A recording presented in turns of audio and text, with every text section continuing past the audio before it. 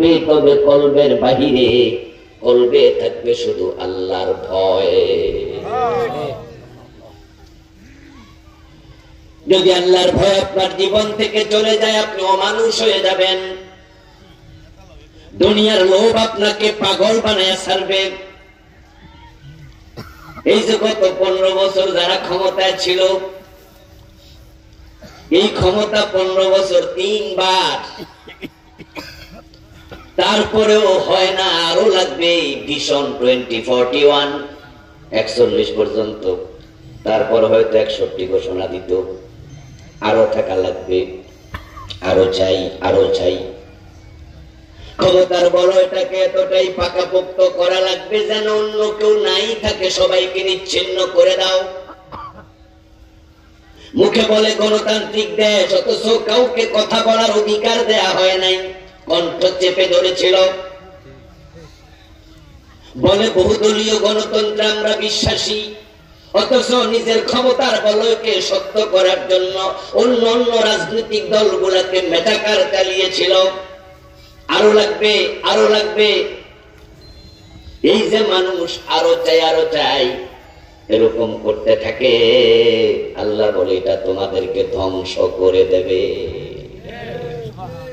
তোমাদেরকে শেষ করে দেবে। এই দুনিয়া হায় সেই বেশি চায়, যার আছে ভুরি ভুরি।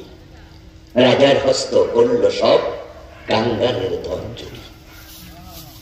মানুষ যখন আরো চাইতে চাইতে চাইতে চাইতে সীমা লঙ্ঘন করে, ওই নৌকার তলার পানি নৌকার ভিতরে ঢুকলে নৌকা যেমন ডুবিয়ে দেয়, যারা সীমা লঙ্ঘন করে এই দুনিয়ার মহাব্বত ভালোবাসা এক পর্যায়ে তাদেরকে ডুবিয়ে দেয়।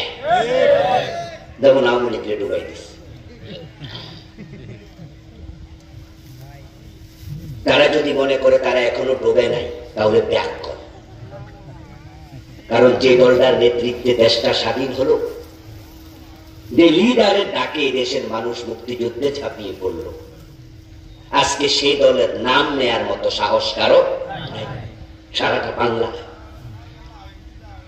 এবং যেই লোকটা সর্বজন শ্রদ্ধেয়, সে বঙ্গবন্ধুর মূর্তিগুলার গলার মাঝে রশি লাগাইয়া কিভাবে টেনে মাটিতে ফেললো।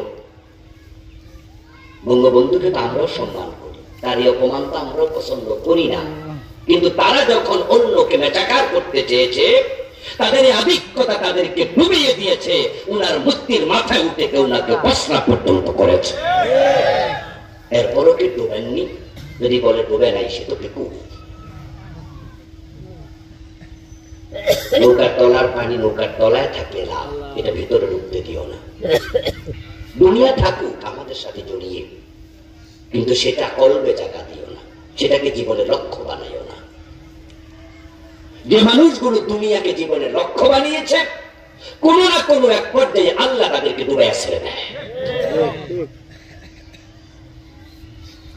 এস আলম গ্রুপ, যে এস আলম গ্রুপ গত 15 বছরে অর্থনীতিতে ছড়ি ঘুরাইছে।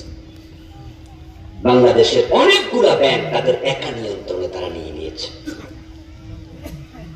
শুধু ইসলামী ব্যাংকের 18টি শাখা থেকে এস আলম গ্রুপ বিদেশে টাকা পাচার করেছে 80,000 কোটি। অথচ আজ থেকে 40 বছর পিছনে যান, তখনও তারা প্রতিষ্ঠিত ব্যবসায়ী ছিলেন। ঢাকা চট্টগ্রাম রোডে যখন এস আলম পরিবহনের গাড়িগুলো চলত, তখন দেখে আমরা ছোট্ট বয়সে, যখন আমার বয়স তখন 12-13, তখনও দেখতাম এস আলম পরিবহনের গাড়ি ঢাকা চট্টগ্রাম রোডে।